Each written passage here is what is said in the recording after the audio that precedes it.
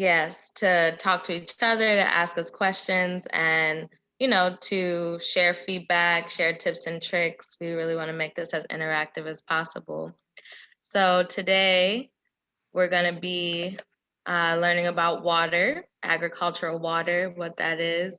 And the title of this presentation is Water, Water Everywhere. Sonia, you can go to the next slide. Aaliyah, can you hit record or? Yeah, I hit record. Thank you. So today we're gonna have the pleasure of hearing and learning from Crystal Foreman and Lindsay Gilmore. They're gonna introduce themselves, but really quick, I wanted to give a quick overview of this food safety project and food safety educator team. We got a grant from NIFA, which is a USDA program, and Chesapeake Harvest, along with Future Harvest, are putting on a series of workshops to teach small, urban, and rural farmers about food safety, demystifying food safety, showing what it's all about, and making it more accessible and not as jargony and confusing as it can be sometimes. So Lindsay is the food safety expert and has trained myself, Kimberly Rakes, Dana Barnes, and Crystal Foreman so that we can also be community-based educators and not just come from, a lot of education now comes from, university level and academic level. On top of these webinars, we're also going to be having one-on-one coaching. So if you're interested in making a food safety plan or understanding more about GAP certification, please reach out to myself or Lindsay, and we'll add our contact information at the end. And we will also be doing risk assessments on farms. So if you're not quite ready for a food safety plan, but you want a risk assessment to see the things you need to work on, you can also reach out to us. So I'll hand it over to Lindsay and Crystal to introduce themselves. Oh, right. Crystal, you go first. Sure. Happy greetings, everyone. I'm Crystal Foreman. I am one of the food safety educator trainees, and I'm also a holistic plant-based health and wellness educator, chef, and coach, and I love working with farms. Thanks, Crystal. And I'm Lindsay Gilmore. I'm based out of Philadelphia. I'm actually a chef also for a really long time. And I've been a food safety educator now since about 2013. And really, I am a community-based food safety educator. I'm not associated with cooperative extension at a university or Department of Agriculture, but I have a lot of colleagues in those areas, and I felt it was really important to have more community-based educators have the kind of opportunities that I had to get training in food safety. So this is what this project is all about. That's me, part of me. Thanks. Now that most people have joined, another quick reminder to talk in the chat, add questions, add feedback, and we'll be asking questions and trying to make it as interactive as we go throughout. What we'll talk about today is the definition of agricultural water, what can cause your water sources to be contaminated, ag water quality criteria, why you test your water and for which organisms, how to reduce the risk of contamination of water, and also how to reduce the risk of contamination of crops. So there's a lot to cover, but luckily we have some videos throughout from Dicot Farm, and you'll really enjoy seeing their farm, their setup, and hearing from them. And they're also on this call. So if you have any questions directly for the farmers, Erik and Meghan, please, feel free to ask them in the chat, and we'll have time for you to unmute yourself if you want to ask out loud. Okay, I'm just gonna make a couple of, not really disclaimers, but anyway, we know that there's a lot of information in this webinar, and all of the food safety trainings everybody goes to, there's a huge amount of information. It's very challenging as an educator to present this information. So we don't expect you to absorb all of it. Learning is a spectrum. We hope to get you further along the spectrum, whether you're at the beginning, in the middle, or further on. And I know from my own experience that this information, I needed a lot of repetition for it to stick in my brain. I'm not a scientist. Food safety didn't come naturally, well, other than the fact that I'm a chef and I know about that kind of food safety, but there's just something about being very much into holistic food. I really had to come around to the idea of food safety as an important, very important role in keeping people healthy in addition to whole foods. The other thing I want to say is we will be showing video clips that we shot at Dicot Farm. Unfortunately, using Zoom is not the best way to show a video. We've really tried to do it as best we can so that you'll get a decent quality, but the quality will depend somewhat on your own on the internet bandwidth that you have and the equipment that you're viewing it on. But we will be sharing the videos, the whole videos that we've created on our YouTube channel in a follow-up email. So you'll be able to see the whole thing. And then finally, we would like to know if any of you have to comply with the FSMA Produce Safety Rule, or if you don't actually know. So the answer to that would be yes, no, or I don't know. And if it would really be great if you are a farmer, if you could put it in the chat. Do you have to comply with the Produce Safety Rule? Yes, no, or I don't know.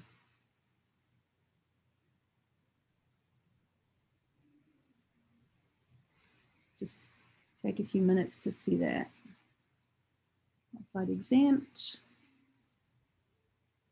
unknown, don't know, no, yes, but we're qualified exempt.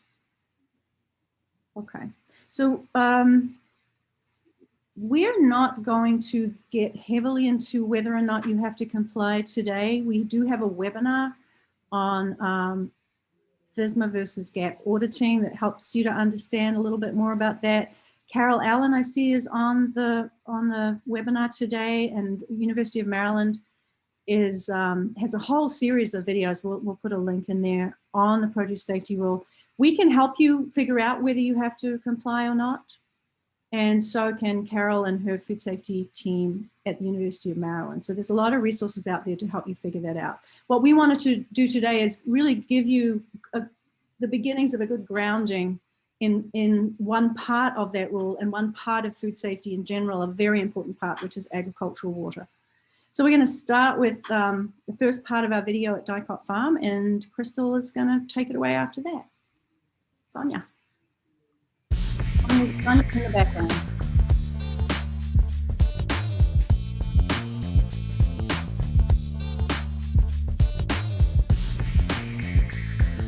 I am Meghan Okel.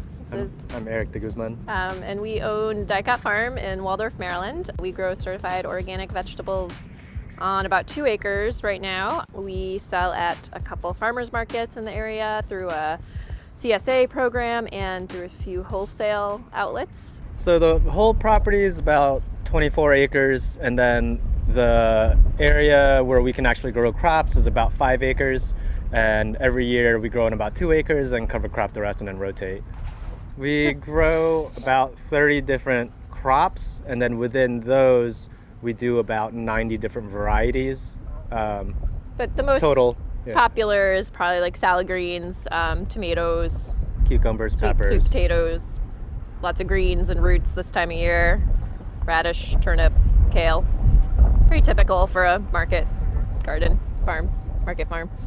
We grow a lot of okra and sweet potatoes. Those grow really well here in southern Maryland. They like humid and hot conditions, unlike humans, unlike me at least. Yeah. We also try to grow like unique varieties every year, like different tomatoes or cucumbers. Try different types every year and see what people like. At Dicot Farm, we're going to look at and talk about agricultural water. Agricultural water is defined as any water that comes into contact with a fruit or vegetable that is typically eaten raw. Think apples, peaches, berries, salad greens, peppers, tomatoes, fresh herbs, cucumbers, and so much more. Water can come into contact with your crops before harvest, when you irrigate, when you apply pesticides or fertilizers, either as a foliar spray or through your irrigation lines. And if you spray water to remove dust or use water to protect crops from frost. During or after harvest, water may be used to wash or cool crops, and of course it's used to clean equipment and wash hands. You can assess the risks of your agricultural water by considering the source and the quality. Municipal water is generally the lowest risk because it is treated and monitored constantly. Well water is generally higher quality, especially if the well is deep enough and in good condition.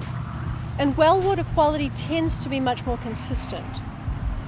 But the quality of surface water, such as a creek or pond or river, can change daily and even hourly. Many factors, including weather, wildlife, or activity upstream from your farm, can change the condition of the surface water. Because of this, you have to be a bit more cautious about how you use it on produce. Testing for pathogens will also give you some idea of the water quality. And if water tests indicate that there may be some pathogens in your water, there are corrective and preventive measures you can take to reduce risk. So considering the relative risks of your water sources and testing the water quality, this will help you to decide the safest way to irrigate, wash, and cool your crops.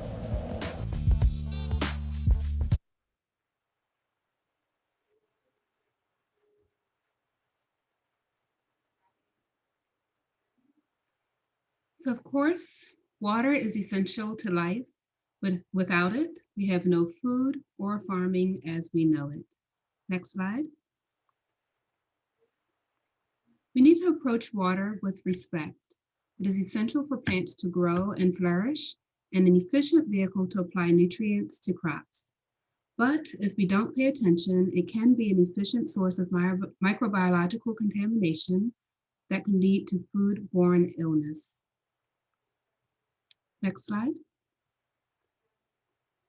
So what is agricultural water? As defined by the FDA Food Safety Monitorization Act Produce Safety Rule, agricultural water is any water that contacts the harvestable portion of a crop that is typically eaten raw during irrigation, spraying, washing, cooling, icing, frost or dust protection, and so on. And water that is used to clean and sanitize food contact surfaces, and water that is used for hand washing. Next slide. Water is vulnerable to all the same hazards that could contaminate crops directly. So whether it's human, urban and environmental runoff, wastewater discharge, agricultural runoff, manure and compost storage or application, as well as wildlife and domesticated animal feces. All of these are sources of contamination. Next slide. In the case of pathogens, water is a very efficient way to take an isolated problem and broadcast widely. Next slide.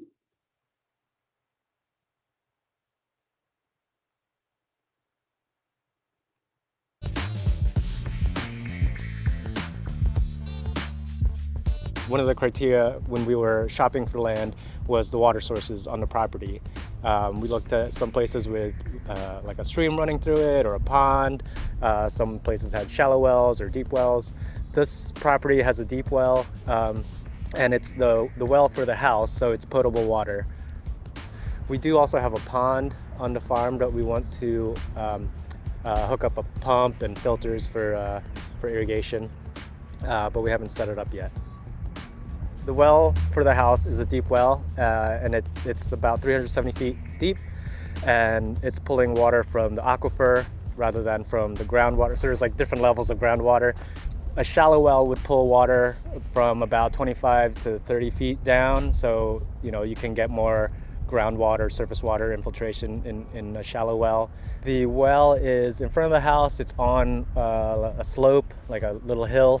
And the well casing and the cap are in good condition. They're not cracked or anything. And where the well is situated, there's not any like surface water that's pooling up or running past it. So it's not going to get contaminated that way. And we don't run animals near it or anything like that. So we wanted to add pond water to our irrigation, mainly because the well is limited by how much it can produce. So we're getting about 4.5 gallons per minute out of the well, and that's not very much for farming. For the pond, we're planning to put a pump on it that can pull 50 gallons a minute. So we have two different kinds of irrigation that we use here on the farm. We have drip irrigation and we have micro sprinklers. The drip irrigation is what we use for most crops. The micro sprinklers we use for salad greens and some radishes, and we use it for things that are direct seeded that we have difficulty germinating, so like carrots. The main difference, or the main reason why we choose to use sprinklers on some things, is because we have sandy soil here in southern Maryland and it dries out really fast. With the drip irrigation, the way the drip works is it's this plastic tube with little emitters every so often. So on ours, we have emitters every 6 inches. No, every 8 inches.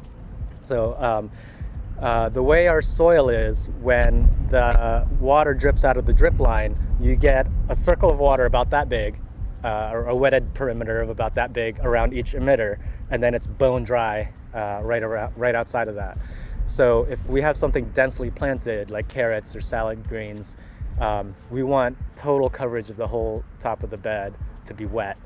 And so that's why we use sprinklers for those. When we have the pond water and the well water both running on our farm, we're going to use them for different crops and different purposes. So the well water we'll use where we need the cleanest water, like for the wash pack in the barn, and for the sprinklers, because most of the things that we sprinkle are salad greens and things that get eaten raw. And then the pond water we'll use mostly for drip irrigation. The biggest thing that the different irrigation systems affect is how we put all of the things that get sprinkled together in one field, so that we don't have to move sprinklers around too much.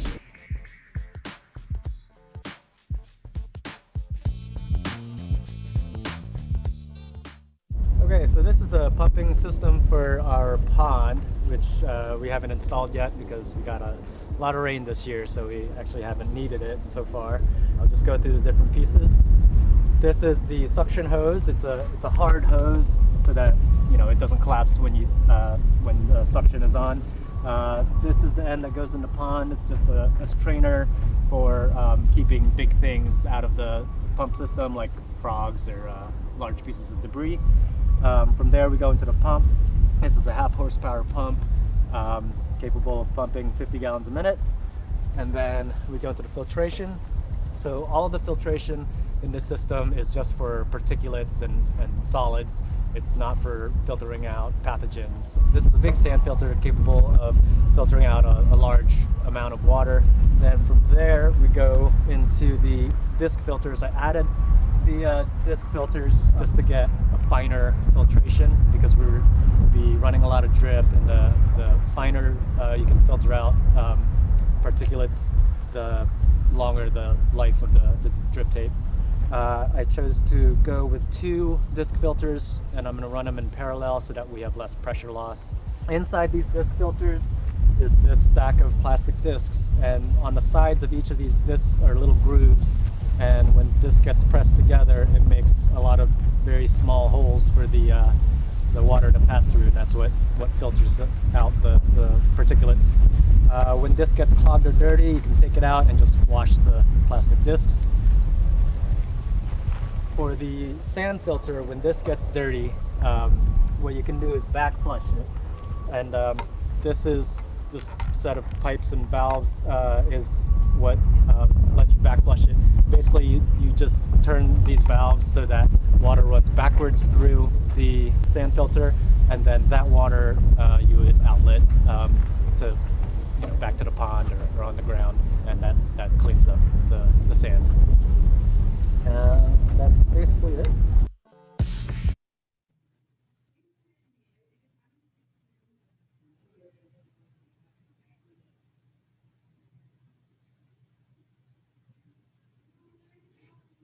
Water quality can depend on the source. The quality of surface water from streams, ponds, rivers, and lakes is hard to predict as it can change constantly depending on weather conditions and on what's upstream and in the surroundings. Well water is safer and more predictable, and it can be treated or the well can be repaired.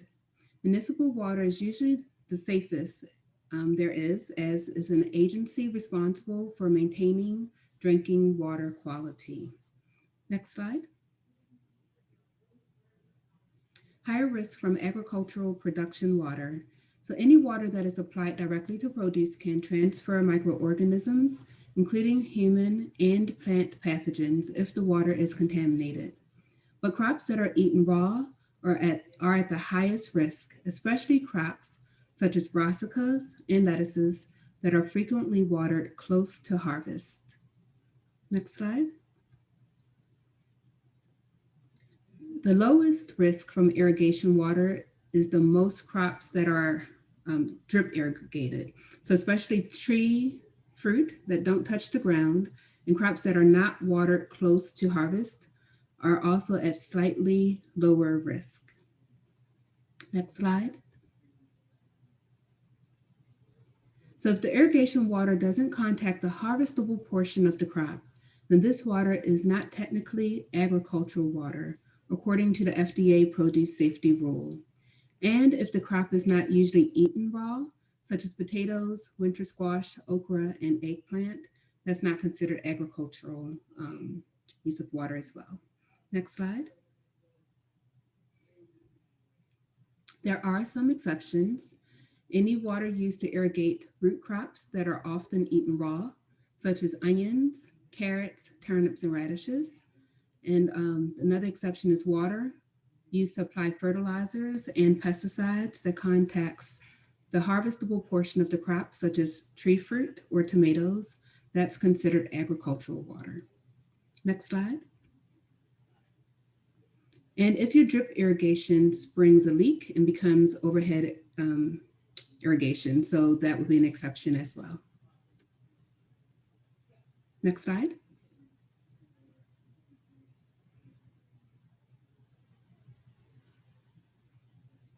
Crystal, this is a little quiz question. We want to see if people have been paying attention. Yes. Okay, so we'll ask you all to answer in the chat. What is agricultural water?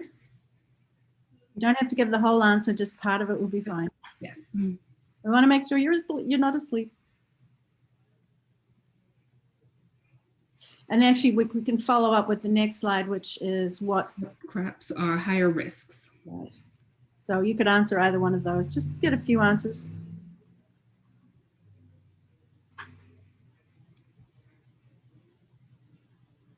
Yep, lettuce.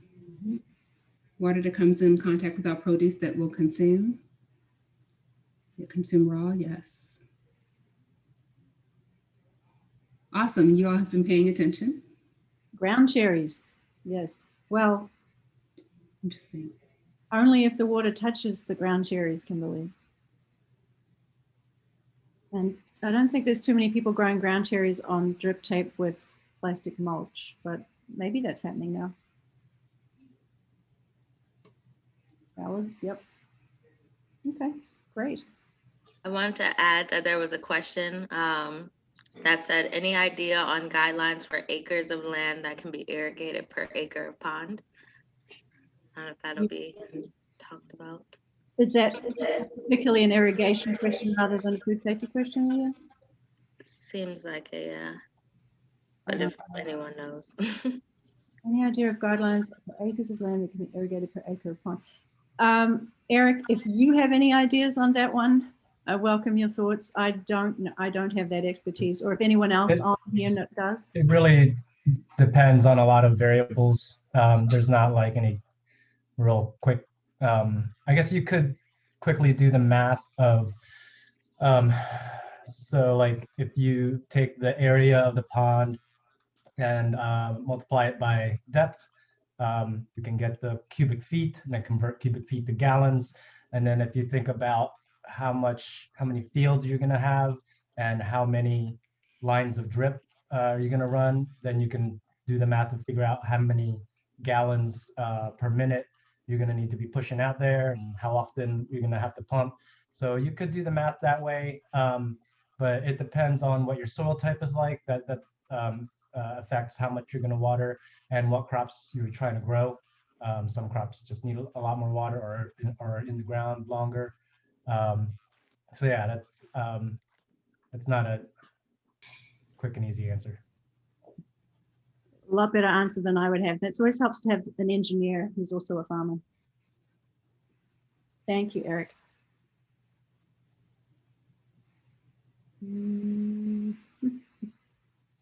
Right. So inspecting your sources, we're going to look at groundwater.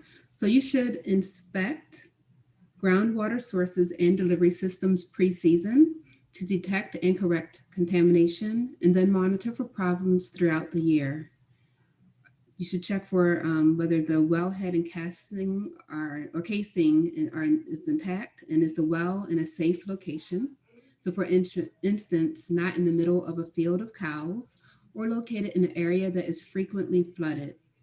Is a backflow system installed, and is it in good working order? And is there any risk of leaching or runoff into your surface water from waste sources such as animal pasture or manure storage? Next slide.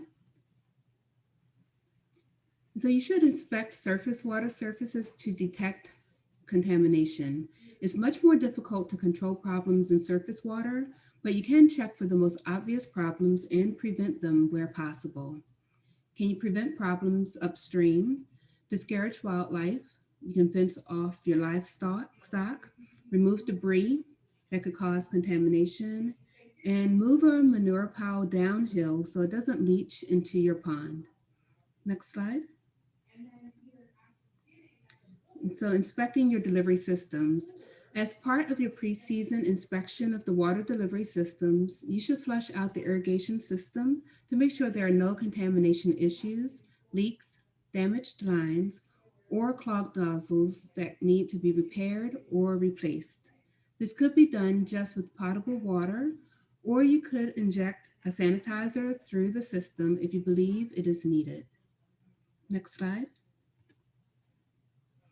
Make sure your hoses are cleaned out and ready to go. Get your hoses off the ground. Check to see if the water lines and nozzles on your packing line are clean and functional. And again, flush with potable water or a sanitizer solution if you think you need to. So this is for your post-harvest water. Next slide. Oh, and just before that, I'm sorry, and you can see to the left, we have Dicot Farm and then Sassafras Creek Farm. I'm showing their different post-harvest water systems. Next slide. So any water of adequate quality can be used during production for irrigation, spraying, fertigation, frost, and dust protection.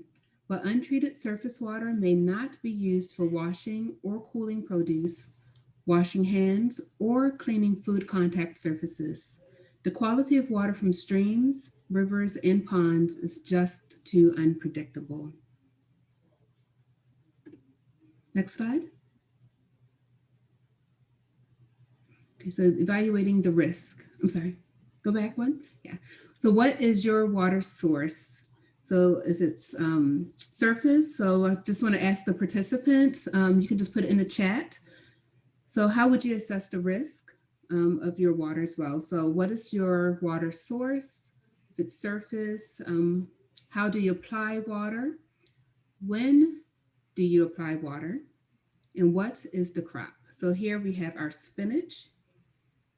But just think about your own operation, your farm, and what your water source is. And if you can just type that in our chat box. Then also how often or how do you apply the water? So whether it's overhead and sprayed like it is in the picture there, or if you're using a hose. Drip irrigation. Or drip irrigation. And then when do you apply the water? So for some produce, it's better for the produce to be sprayed closer to harvest, but it's not necessarily considered the safest but sometimes this is what's best for harvesting. So when do you actually apply your water? And what is the crop? So think about what you're actually growing on your location. And how would you assess the risk? So for this example, overhead irrigation of salad spinach using surface water is super risky. So that would be considered no, not the best way to prepare for harvesting water. So this is an example of not the best way. No surface water overhead spraying on our spinach, which is usually eaten raw. So I think next slide. Actually, we're just before the break. Can we go back to that slide?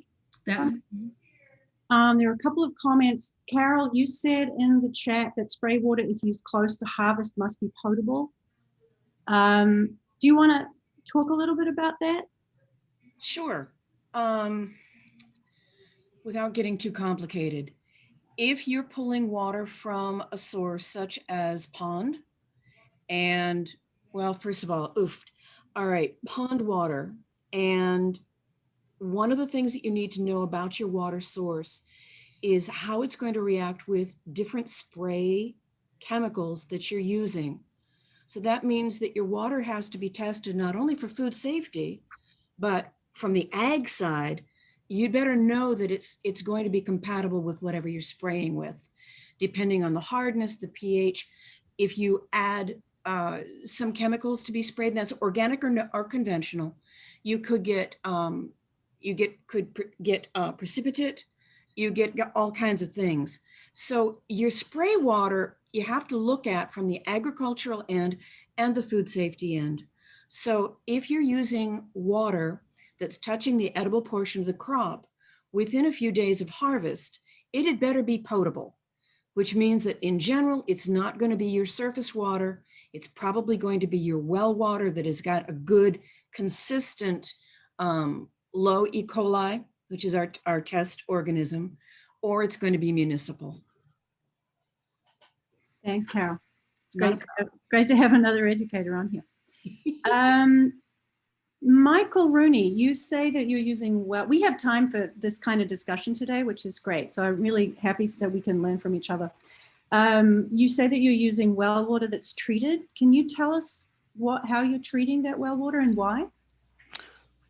We use the same well water for our house and for our irrigation, and we run it through a system. I've forgotten now who they figured out, which manufacturer's system it is, but we run it through several different columns, if you will, and then it goes out to the irrigation system as well as into the house. So is it, when you say columns, is that some kind of chemical treatment, or is it UV lights, or is it, do you know what it is? It's a combination. Each one is different, but they're mostly ionic, electrical, in other words. Okay, I haven't come across that. Interesting. Well, you look at house, residential water treatment systems from wells.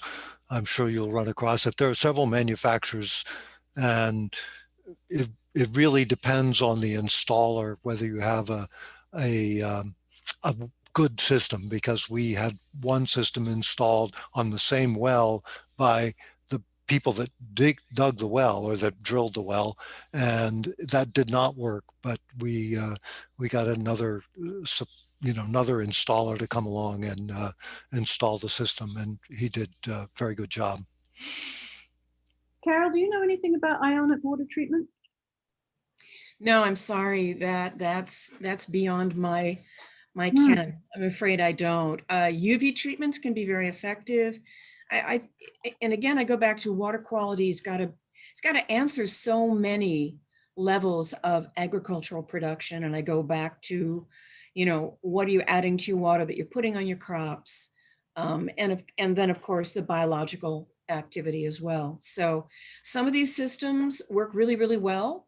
And some of them are less effective. And I've heard that from basically farmers who've been either happy with the system or not happy. And well water, can be pretty heavily mineralized, gum up your pipes, mess with your spray equipment. Ugh, so many things to think about.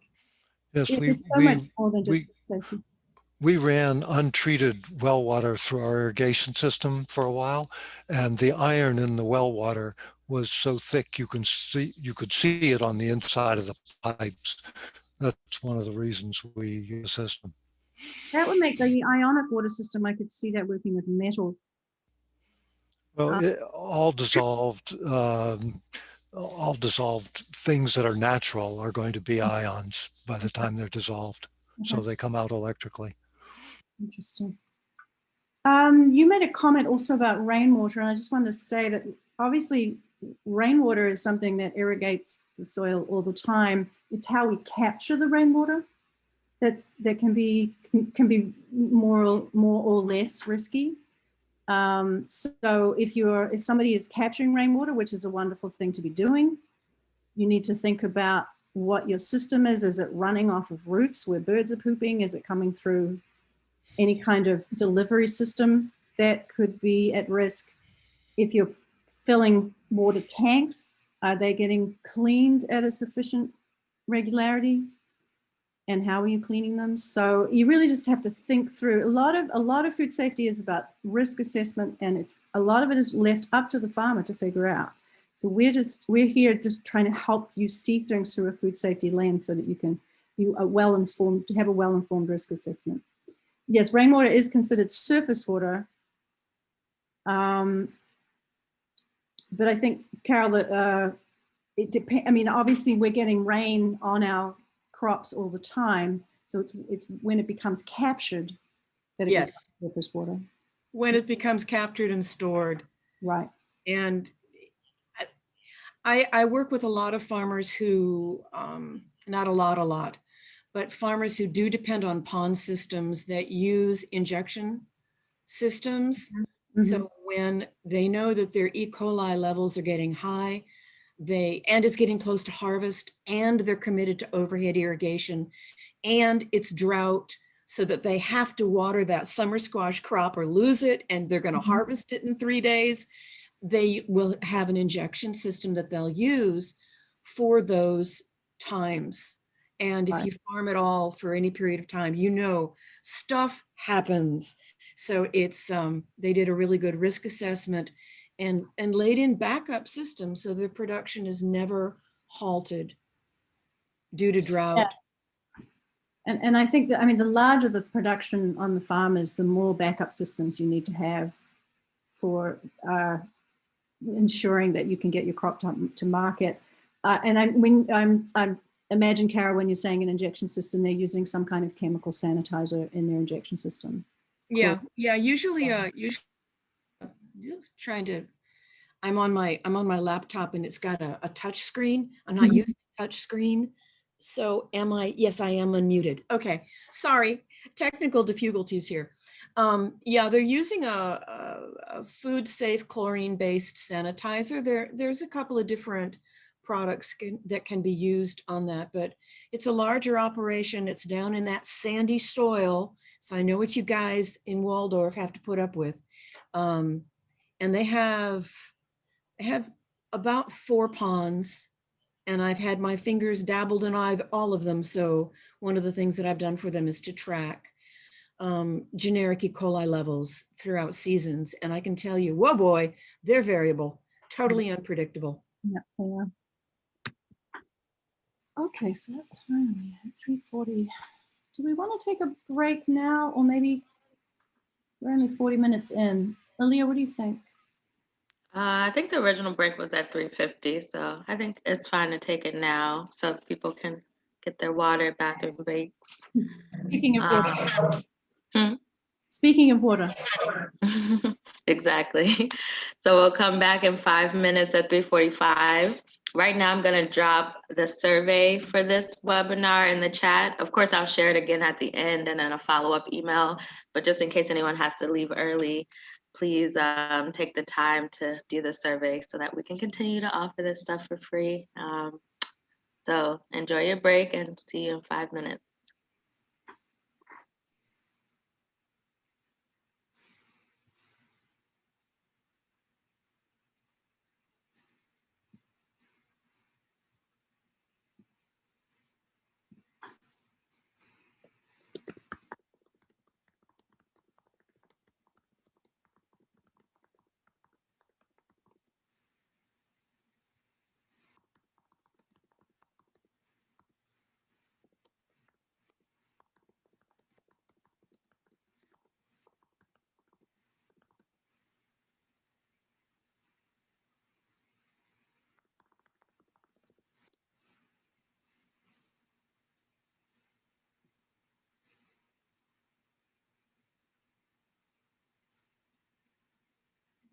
Crystal, that was great. Thank you. You can relax now and Yes, Crystal, you can. Oh. Wonderful. come up with some questions, maybe. Okay. Crystal, I think you could do guided meditations. Like your Oh. voice is so calming and concise and lovely. Actually, I do guided meditations. Stop. That's Come great. to my house. Thank you. It's just like you don't expect it in a. It's. I mean, it's just so wonderful. But most of us are so very like technical, and I don't know. My husband says I get the teacher voice, which is like condescending sounding, and I know it's true. but yours is just it's like a fresh air. Thank you. Calming. Where do you do guided Calming. meditation? Yeah, Crystal is very, very calming. In the last video that we did at Whitelock at Kimberly's farm, Crystal did some of the monologues. It was really nice. Yeah. Isn't it? I thought I sound very PSA, like. Well, it is information though, Crystal. Keep in mind, it is information. That's so true. You should be that way, but just be comfortable with it. As long as you're comfortable, it's all good. Yes. Yeah, I mean that you have to have a certain like rhythm to get information across too, and you just marry it all. It's just so good. Yeah. Thank you, Crystal. You're welcome. Thank you both.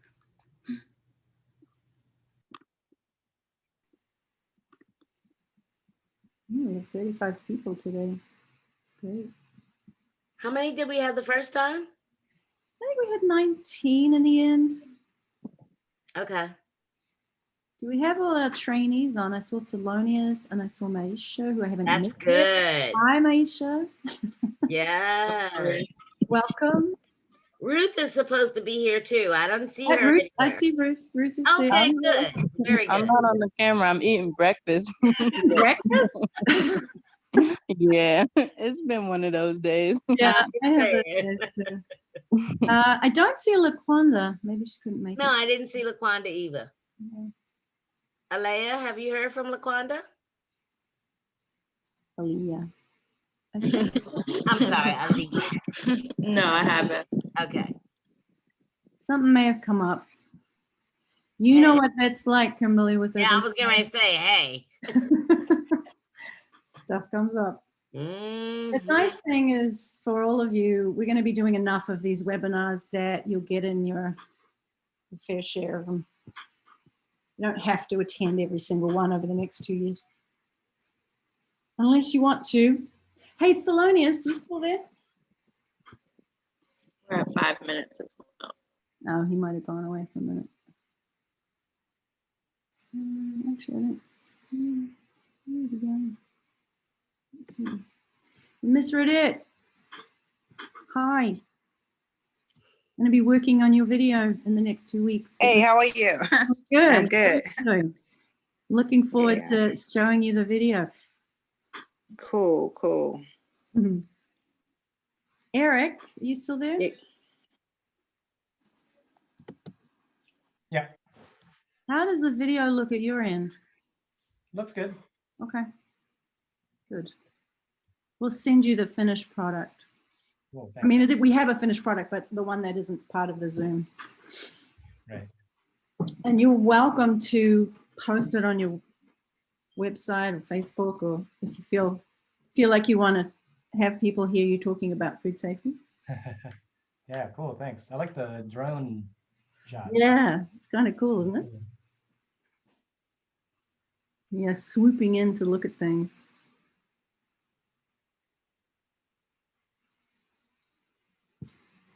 You might want to get started again. Okay. We ready to go? Okay, Sonia, just yell at me if I don't ask you to advance the slides. But I have to go to my PowerPoint.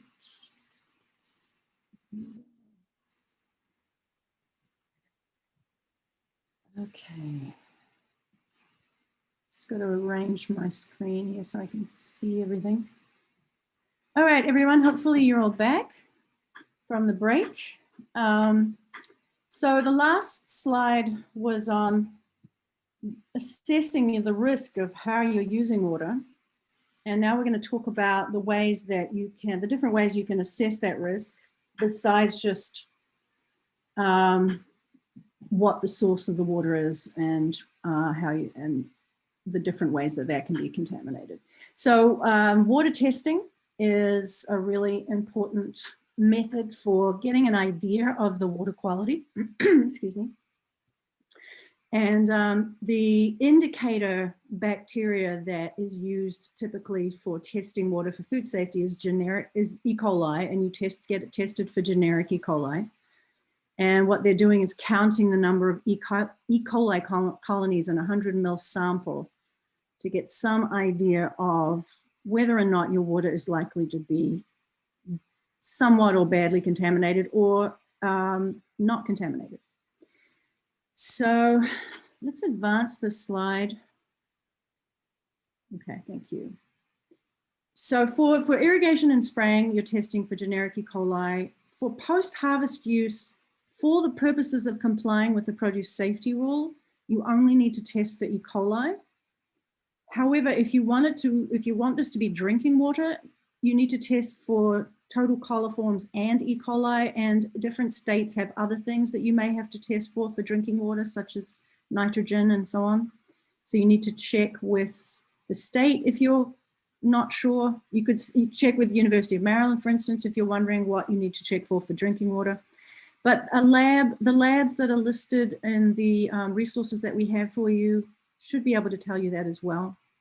And then the recommended frequency, right now the FDA has not ruled on exactly how many times you need to test your water or exactly what the criteria are, but there's just some guidelines, and the USDA has been using this recommended frequency of testing well water at least once a year, possibly twice a year, depending on whether the quality is consistent, and testing surface water 3 times a year over the season, early in the season, partway through, closer to the end, to get a sense of the quality of that surface water, even because it can change so frequently. And until the FDA rules, we're not exactly sure how, if you have to comply with the produce safety rule, how often you'll have to do this. If you don't have to comply with the produce safety rule, then we're just talking about best practices here. So if you think your water is high risk, you may need to test more often. Anyway, yeah, so the next slide. Hang on a minute. Sort of sync my things here. So there's no specific ruling on production water quality, as I said. This is under review by the FDA. Hopefully we'll be hearing soon. But until the FDA rules, and as a general rule and best practice, you want to have no more than 410 E. coli per 100 mL per single sample. And statistically, there's more complication there. But I actually don't want to get into that too much today. If you want to take the produce safety rule training, you'll hear about statistical threshold values and geometric means and microbial quality standards and so on, my quality profiles. But here we're just going to keep things a little bit simpler. So no more than 410 E. coli per single sample, and on average, no more than 126 E. coli over 3 or more samples. If the water is not touching the edible portion of the crop and you think it never will, you don't have to test your water, but we recommend that you do at least test it once a year just to get some idea of what you're dealing with. And also if you're watering crops that are not eaten raw, such as potatoes, eggplant, okra, and that's all you're watering, you don't have to test it. But if you want to get GAP certified, you may still be required to test it. So there are different levels of food safety compliance that you may have to deal with, depending on who you're selling to and how much you're selling and so on. So you want to find a water testing lab near you. And in the toolkit we have on the Future Harvest website, there's a food safety toolkit, and we have resources to help you find a lab there. Aaliyah will probably drop a link in the chat for you. You want to make sure that the test kit includes the water sample containers and a storage container for shipping, and clear instructions for how to take a sample, the hold times, the storing, the transport time expectations, and so on. And most of these labs will be at least state accredited. That is not required by the produce safety rule, but it is required by GAP certification that you go to an accredited lab. Next slide, please. And what test you ask for, you can ask for a generic E. coli test, and they will know what you mean. But there is an FDA fact sheet that lists the different tests that are acceptable to the FDA. There are two different kinds of tests. One is what I call quantitative, which means they will give you a test result that tells you the actual count of E. coli colonies per 100 mils. You give them a 100 ml sample bottle. And you want to use this for surface water. And if you don't know your water quality, if you're testing your well for the first time and you want to understand if there are some coliform and E. coli in there, you want to have some idea of how many, because then you will have a better idea of how to handle the situation. If you have a known well and you've tested it a number of times, and you're using that well and you know that you have to have water that has no detectable E. coli, then you could use the absence presence tests, and there are a number of them listed in this fact sheet. Again, this fact sheet is in our toolkit. Then the absence presence tests are cheaper, but make sure you have some idea of your water quality before you use that test. And if it's surface water and it's unlikely to be absent or to have no detectable E. coli, then you want to get a quantitative test so you know what you're dealing with. Next slide, please.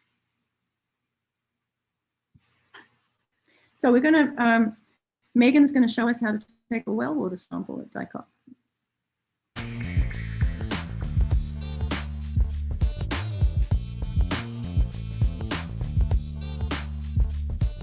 So we are going to do a water test of our well water, and we are doing it here in our barn, which is our wash station and where we do all the washing and packing of the vegetables. So this is our hand washing sink. We've let the water run for 5 minutes because you want to make sure you're getting water. It hasn't been sitting in the system for too long. And you want to make sure that you wash your hands before you take the sample, because you want this to be as pathogen free as possible. So this is our hand washing station. I did take off there is a cap that is on it, but you don't want anything to get caught up in it or any of the sediment that's in there to affect your sample. So we removed it for this purpose, but I'm gonna wash our hands.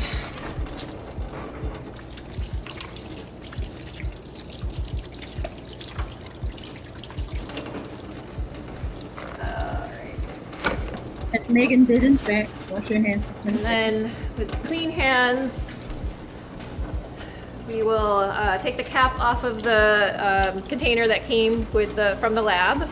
Don't rinse out the container at all. Just take off the cap and basically fill it.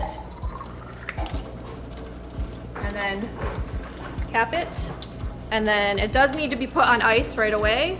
So usually the lab will have a pack or a container, and you want to put it in according to the instructions. So the lab will provide instructions as well as the type of packaging you need so that you can return it on ice. And you want to follow their instructions for packing and mailing it to ensure it gets to the lab on time. Okay.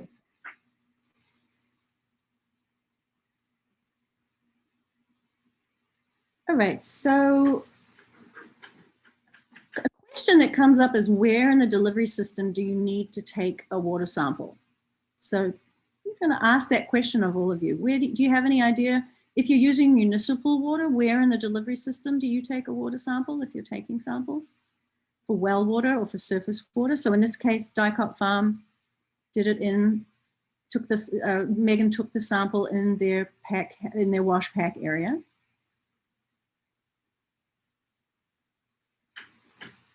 Anybody have any ideas about where in the delivery system to take a water sample?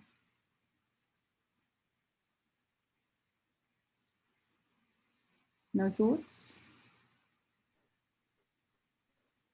Yeah. One person, a couple people are answering Okay, it's just not coming through for me. in the chat. As close to where you will use it as possible. Deb says, I would think from the spigot you take from most often, closer to the well.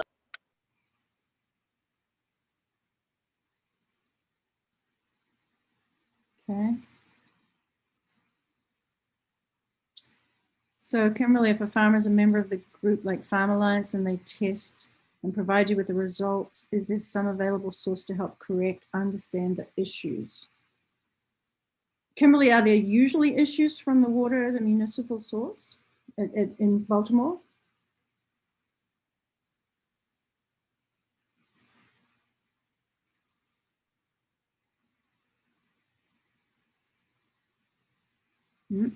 Kimberly?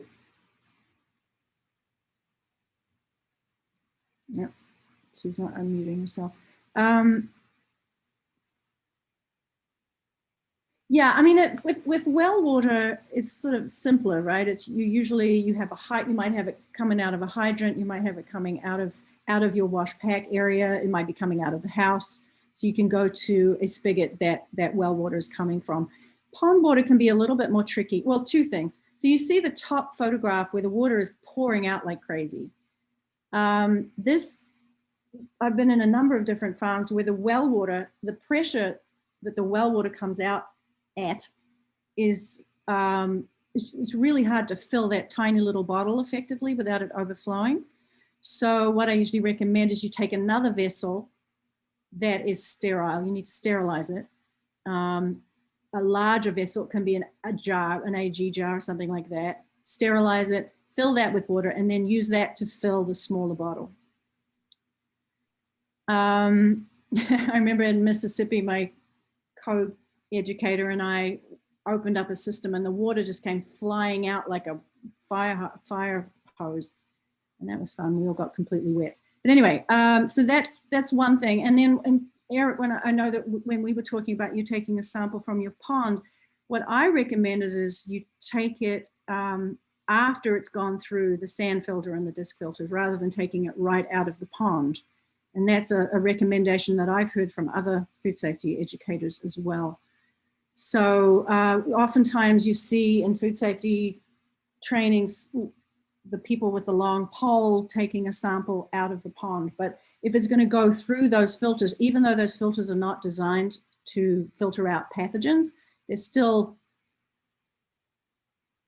water is going to be different after it's gone through those filters than coming right out of the pond or the stream or whatever it is that people are irrigating from.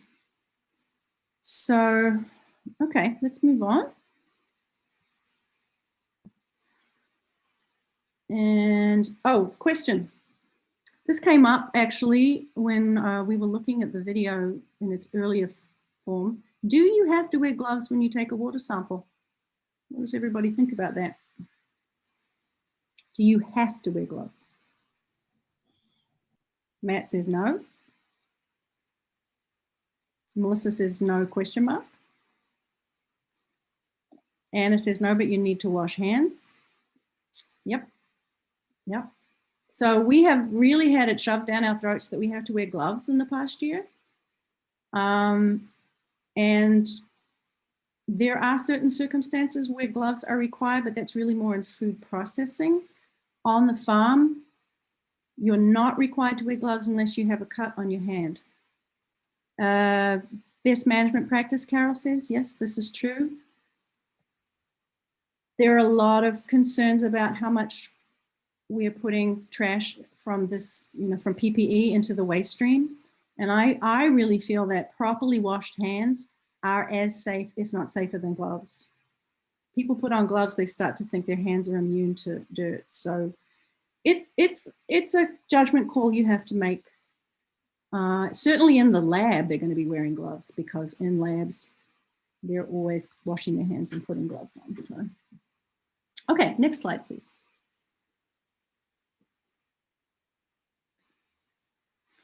So this is a sample water test from Penn State One of the things I really like about the Penn State water test is they actually help you to read your water test and give you ideas. This isn't, I couldn't fit the whole page on here, but they do give a lot of information about how to read your test. So this is a test actually for an aquaponics farm that I've worked with. And they have no detectable E. coli, but they do have 3 coliforms. So this is not very many coliforms, but it is enough to mean that the water is not potable. It would be perfectly fine for irrigation, but enough to fail a drinking water test. And it's possible that some bacteria snuck in when the water sample was taken, which is why it's really important to keep things as clean as possible. Another reason why people may feel you need to wear gloves when you take the water test. If you have a water outlet where you're taking the sample that can handle heat, you can run a lighter or a lit match around the perimeter of it to make sure you're killing off anything that could be clinging to that outer edge. You definitely don't want to take a sample from a hose, particularly a hose that's been lying around on the ground. So just think about where you're taking that sample from. And that's one of the reasons why they say let the water run for 5 minutes before you take the sample.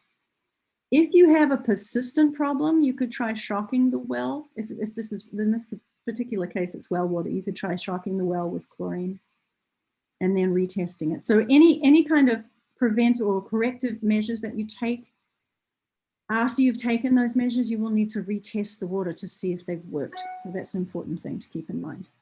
Next slide, please. So how can you manage the risk? What are corrective actions you can take if your well water test shows too many E. coli or surface water shows too many E. coli for the use that you want to use it for? The first thing, obviously, is to re-inspect the water system. See if there are any problems that you can make changes to. Is there a dead rat in there somewhere? I've had that problem in my house. Oh, actually, it was a dead bird. Are the well cap and casing in good condition? If it's an older well, you need to get that checked out by a professional. And in the case of the water pump with the sand filter, particulate filters, when was the last time you cleaned out those particulate filters? So think through your system and see if there's anything that may be a problem that you can change easily. Next slide.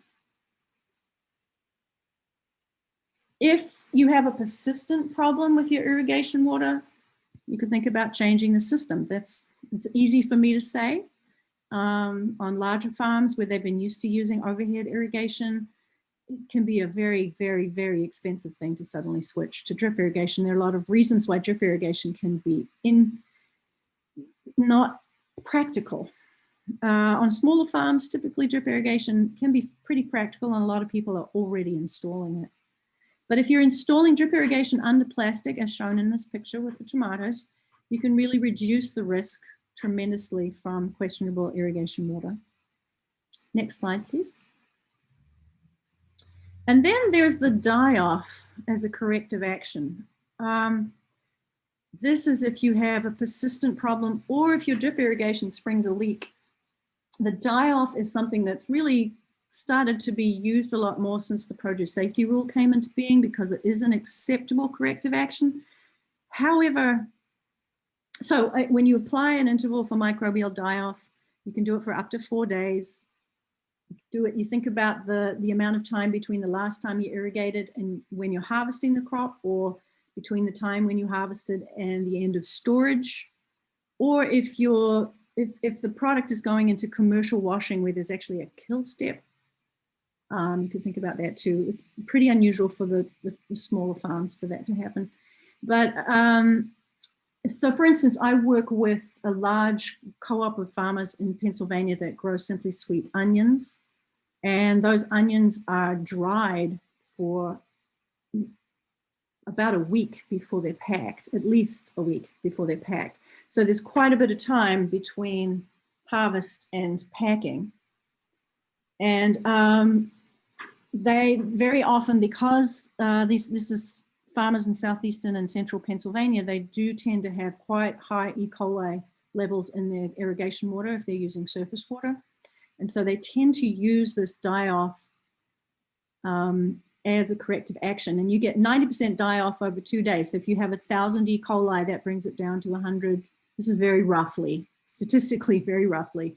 99% die-off over 4 days, that would bring 1,000 E. coli down to 10. And if you decide you want to use the die-off method, I would say this, I'm not going to give you enough detail today for you to figure that out.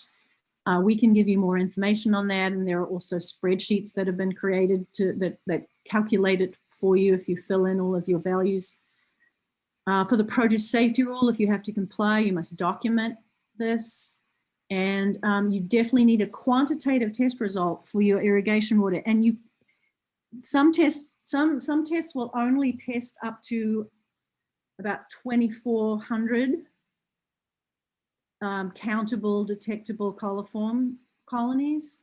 And if it's greater than 2,400, then you don't actually know how many coliforms you have in that water.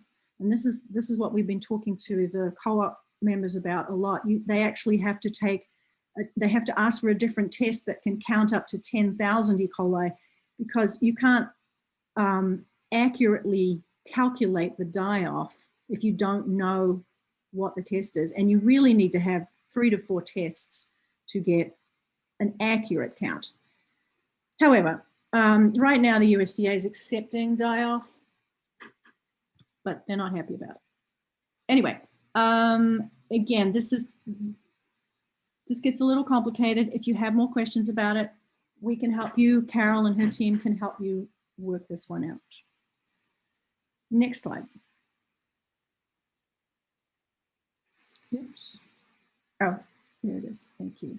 So this is just an example of one of the farms we went to when we were actually able to do on-farm workshops back in 2019. We went to the Piedmont Environmental Council Community Farm. And this is really a great example of how conservation measures can also help with food safety. How they call that co-management in the food safety world. So co-managing the stream by putting fencing along it and to prevent the cattle who were able to just walk through it and stand in it at will before they put in the fencing, and also installing or planting a riparian barrier. You can see in this picture what a tremendous difference it made in the organic matter in the water. And I don't have the test results, water test results from that, but it really was quite dramatic how much of a difference it made to the pathogens in the water just by putting in those measures along the stream. And Erik, I'm going to put you on the spot now. We're going to go to the next slide. So at Dicot, Erik, is this actually a deer fence that goes all the way around the pond? Couldn't tell. No, the pond's actually outside of the deer fence. It is. Okay, so the deer fence is around the farm, but the pond is outside it. Okay, I wanted to check with you on that. So here we've got the pond and the pump house. Did you install the pump yet? No. Yeah, we got all the stuff last summer, and then it rained and rained and rained, and we never needed that much irrigation. And then it was winter. Right. So, yeah, well, you've got plenty of time. So one of the things you do have, though, even though you don't have a fence around the pond, is you do have a lot of wild grasses and wildflowers and things that you can't see so well in the cold weather, but in the summertime, I imagine that there's a lot of vegetation right around the perimeter of the pond. Is that right? yeah, we did actually plant a 30-foot wide strip around the pond as part of our what's called conservation stewardship plan with with NRCS. So they gave us a seed mix, or we bought the seed mix from a company, but they kind of prescribed the mix of native grasses and stuff. How was this pond created? So I don't know if you saw in some of the videos, but the property next door is a sand and gravel mining company. And in 2018, they came by and they wanted to mine some of our land. And as part of the negotiations back and forth, we got them to dig the well, or dig the pond for us. And how is the well fed? The well? I mean, sorry, the pond. Pond. You can kind of see in like the top right, there's the pond kind of comes to a point, yeah, there. And then in the bottom right, there's like a gap in the grass there. There is some riprap, like big stones. That's like the inlet ditches. And so it's just from the ground seeping in, It's rainwater. basically. Yeah, rainwater. So there's like kind of the inlet channels. And then on the right in the middle, you can see there's like a little dark strip. Yeah, right there. That's the outlet. It goes into the woods. So this is really a naturally fed pond. There's no spring, there's no creek, but there's enough water to make it. Yeah, just from the area, drainage area around it. And I guess that sandy soil also helps. Yeah. So you don't have any animals, you don't have any livestock running around. If someone was to have a pond with a lot of livestock, fencing off the pond would be a great thing to do. And also this vegetative buffer around the pond would really help to filter contaminants as the water was leaching into the pond from the environment. So something to think about. It's also a great conservation measure. You're creating wildlife habitat and maybe even causing wildlife to stick around the pond rather than eating your crops. Who knows? Certainly there's wildlife that's food for other wildlife that's probably keeping some of those away from your crops. You never know. Next slide. Okay, so we're going to talk about agricultural water post-harvest. And remember that agricultural water is also the water that's used to clean and sanitize food contact surfaces, the water that's used for hand washing, the water that you use to cool, hydro-cool or ice crops. Next slide. And again, this water must be free of detectable E. coli. So your water test result must say less than 1 E. coli. It's a colony really, but less than 1. And if you want to get GAP certified through the USDA, it also has to be free of coliforms as well. And again, you don't want to use untreated surface water, as there aren't too many people who are using treated surface water for post-harvest uses. I guess it happens. I just did a whole training on how to treat surface water. It's not as straightforward as you would think, but it is possible. The biggest problem there is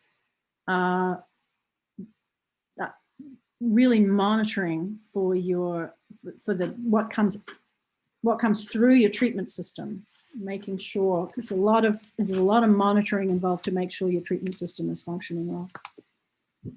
Let's see, next slide. So here are just a few ways that you could be treating it if your water is not free of detectable E. coli. So there's an inline injector there. I've also seen, and that's just for on a hose, that's a very small scale injector system. There's also dosatron or dosing systems that people put in. I've seen that in farms where there's a dosatron system that is used for the entire packing house on a large packing house. And it's constantly monitoring and adding sanitizer as needed. The UV water filter on the left-hand side, that's a picture at a farm that I work with in central Pennsylvania. And that at Earth Spring Farm, his well water always has a certain level of E. coli, low enough that it's acceptable for irrigation, but not okay for his pack house. So he uses a UV filter. He's changing the UV lamp every 6 months. He tests the water coming on the other side of that UV lamp to make sure that it's free of E. coli and coliforms, because he gets GAP certified. And you have to keep in mind with the UV filter that, as they say, there's no residual. So once it's gone through the UV filter, there's no chemical in there to keep the water potable. So you have to make sure that your delivery systems are also clean, and you're flushing those out at a sufficient number of times a year to keep the water clean. Okay, next slide. All right, time for questions. Does anyone have a water quality issue that they want to talk about, or has anyone tried correcting a water quality problem?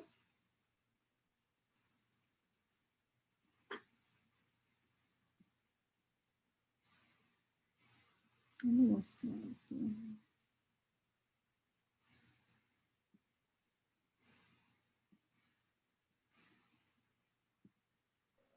would also say feel free to unmute yourself if you don't feel like typing your question and you want to just ask. Yeah.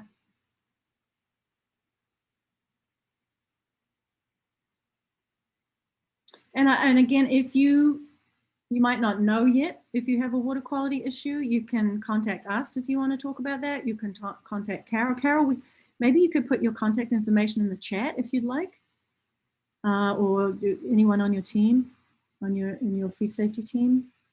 I think I already talked about. Do you see the? Sorry, do you see the nitrate question? Water treatment system is potassium permit. Nitrates are slightly too high for drinking. And nitrates are concerned. Nitrates are not a food safety issue, but they are a drinking water issue. Yeah, so as Carol said, in Maryland, for potable water, you need to have. Yeah, yeah, Maryland, it's a Maryland thing. Besides 0 coliforms for potable water, and if you're washing produce, it's got to be potable, but they also have to be 0 nitrates and 0 turbidity. So Maryland has a little bit higher standards for food safety. So yeah, nitrates are going to be a problem. And I've been on farms where they must filter out some of the nitrates out of some of their water source. But if you go into the bathroom, it says, do not drink the water because of the nitrates, and they'll have signage. So it's a Maryland thing. Yeah, so it's not considered an issue on crops, but it is considered an issue for drinking, for the humans drinking it. The iron, Matt, you have a large amount of iron. Yeah, again, it's not something we talk about in food safety, but it could certainly be something that's clogging up emitters and so on. So recommendations where to get a test. Most Maryland places do not list prices. I think prices are fairly, you know what, I don't know. Carol, have you noticed prices differing amongst the different water testing labs? All right. If you go to, I don't have it off the tip of my tongue here, but MDA has a map, an interactive map of where the acceptable labs are. In other words, the labs that do the tests for produce safety, and they all run pretty much the same. You can use Penn State with their mailer, but by the time you mail it off, it's $50. I can sweet talk my local lab if I'm doing a lot of samples down to about $45 a sample, but it's going to be in that range, and that's. I'm going to grandstand here for just a second, pardon me. That's one of the big issues with the produce safety rule water, ag water thing is that it's, if you've got surface water and the produce safety rule is going to ask you to test your pond 5 times a year, ow.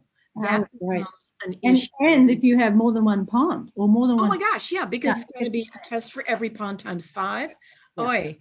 Yeah. So yeah, you and I can nerd out about that at another time, Carol. Yeah. Most folks here probably have maybe one pond, but still 5 times a year it's getting, yeah. Well, so we're waiting to hear how many times people are going to require it, and it could really impact the way people are irrigating, I think. Okay, so let's get through the next few slides because it's already 4:21. So here's the recommendations for using sanitizer in your wash systems. The produce safety rule doesn't require you to use sanitizer. It also doesn't require you to wash your crops. But if you are going to if you're going to wash your crops, there are just sort of generally three ways that people do that.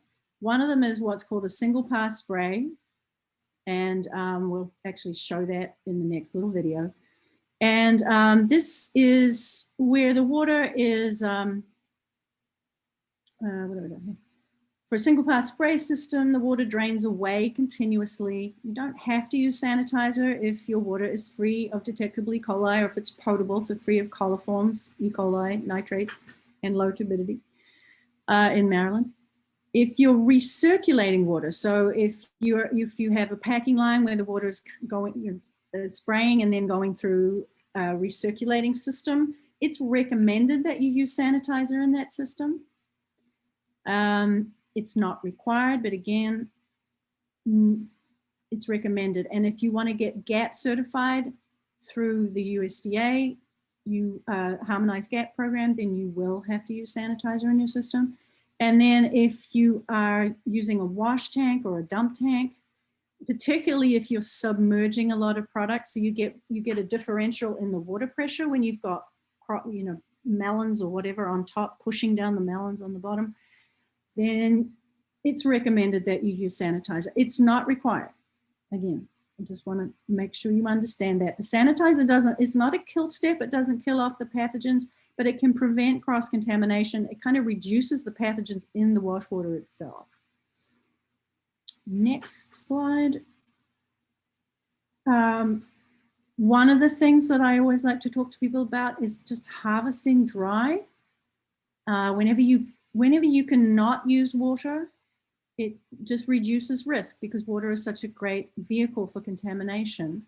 So if you can avoid washing or hydrocooling your produce, it may also save you time and money. Same thing if you're field packing. It helps if you can grow clean, meaning you use mulch on the beds with drip irrigation tape underneath or buried, and heavy mulching or cover cropping between rows to reduce mud and dust on the harvested crops. Some farmers wipe crops with rags or cotton gloves while harvesting, especially things like tomatoes and peppers. This can be risky, so you really have to pay attention to possible cross-contamination. You have to have some kind of procedure in place to make sure that you're not wiping bird poop from one tomato to the next. And then this harvesting dry will depend on the crop, it depends on the weather, depends on the time of year. You may have to hydrocool if it's the middle of summer, and whether you need to remove field heat and increase shelf life because of the heat. And ultimately, it will depend on what your customers prefer or require. So if you're at a farmer's market and you put out a lot of dirty produce, that may not be a great thing. So you just have to think these things through. Next slide. So everybody hear me say, are you required to use sanitizer and produce wash water? I'll just let you say that in the chat. And I'm going to keep going. Next slide, please, Sonia. Oh, okay. Last part of the video.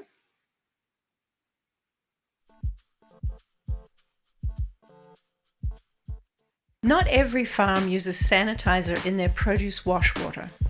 And at Dicot Farm in Waldorf, Maryland, they choose not to. Here we can see Max Feder at Dicot Farm spray washing Hakurei turnips, sometimes called a single pass spray method. He's spraying with well water. The turnips don't sit in the water and it drains away immediately. And here, Max is dipping bok choy into a tub of water to rinse off any easy to remove dirt.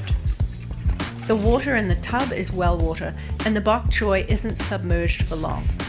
Educators may recommend it and audit standards may require using a sanitizer in reused or recirculated water. But ultimately, it is up to the farmer to use their judgment and assess the risk of cross-contamination in their washing process. At Dicot, all the food contact surfaces used in washing vegetables are cleaned and sanitized daily when in use, and the well water used for washing is potable, which means that water test results show no detectable coliform or E. coli. The farmers don't make any claim that their vegetables are pre-washed, and they don't have any customers or food safety audit standards they must comply with that require they use sanitizer in their vegetable wash water.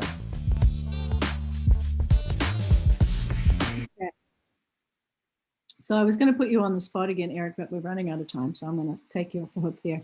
Carol, you did say that for Maryland Gap, sanitizer is required in reused water. Yeah, if you fall under the produce safety rule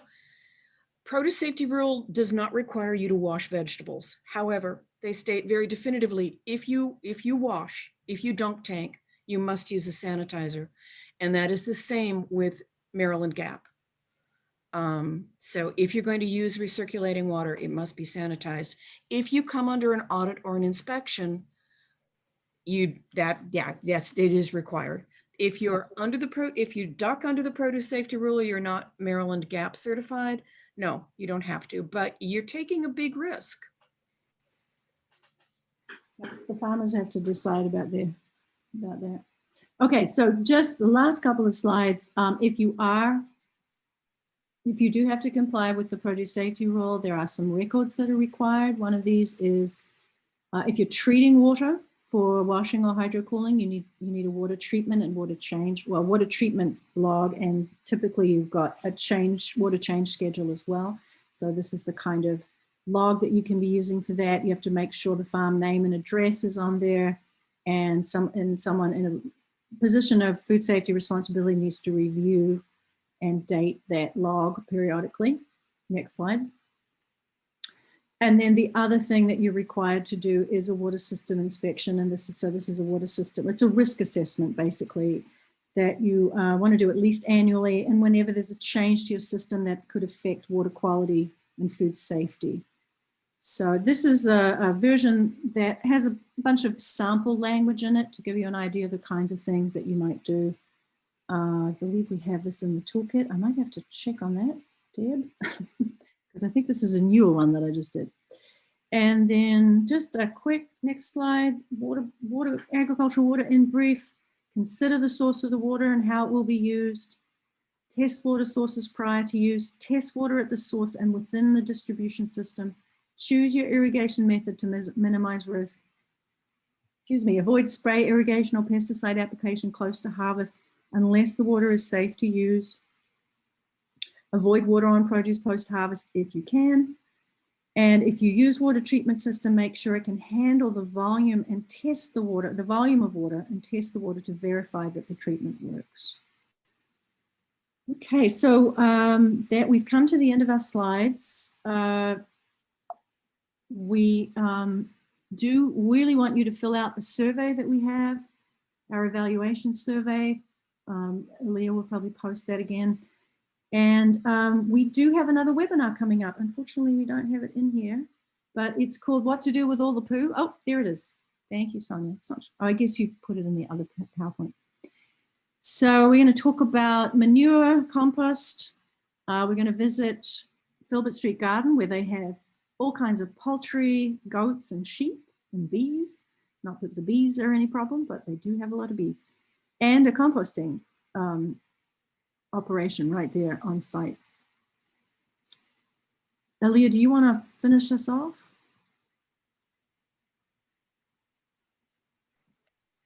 Yeah, I'm just adding the links to the chat box. So if everyone can head to the chat box, you'll see the survey.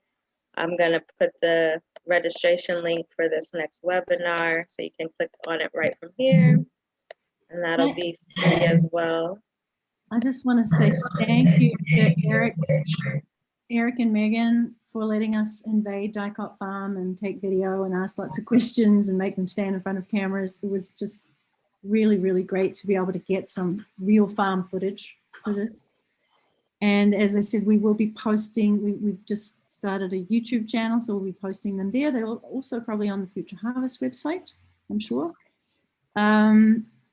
Yeah, Leah said if you're interested in getting one-on-one food safety coaching, we'll be doing that. And it will also actually be really helpful for all of our food safety educator trainees, because they get to shadow me and others as we train farmers. So you'll be helping with that. And thank you to Carol. It was great to have you on here, Carol, to add your expertise. And Carol did put her contact information in the chat as well. So we've recorded this webinar, and we will be sharing that with you in a follow-up email, and we'll be sharing the video, the full video with you as well. Yeah. And I don't think I got to mention in the beginning, thanks to Sonia from Local Concepts for, helping put this together as well, helping with logistics on the back end and technical difficulties. So thank you. Thank you, Sonia. Oh, and Mike Bennett is the videographer who did that magic as well. So we are done. Thank you, everybody, for participating. This was great.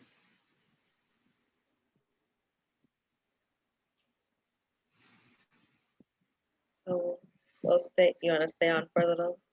Yeah, let's just debrief. Let everybody get off and we'll debrief.